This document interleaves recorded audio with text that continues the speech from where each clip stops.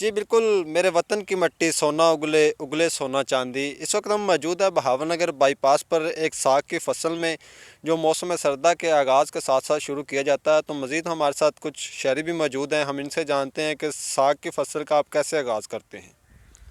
جی یہ ساگ کی جو فصل ہے یہ اگست میں بوئی جاتی ہے اور دسمبر اور جنوری میں جو ہے اسے کاٹا جاتا ہے، اور ایک سردی کا بہترین تحفہ ہے۔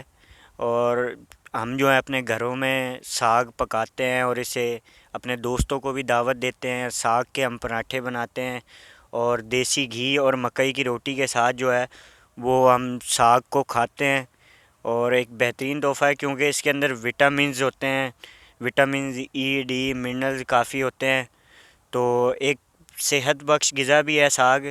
تو اس لیے میں سب کو مشورہ دوں گا کہ ساگ کھائیں اور اپنی زندگی کو آگے بڑھائیں۔ جی، شہری کا کہنا ہے کہ ساگ جو موسم سردا کی سوغات ہے، اس میں وٹامنس کی کمی جو ہوتی ہے وہ بھی مکمل طور پر پوری کی جاتی ہے۔ تو ان کا کہنا ہے کہ ساگ اچھے طریقے سے کھائیں، اور یہ شوقین لوگ کھاتے ہیں۔ جی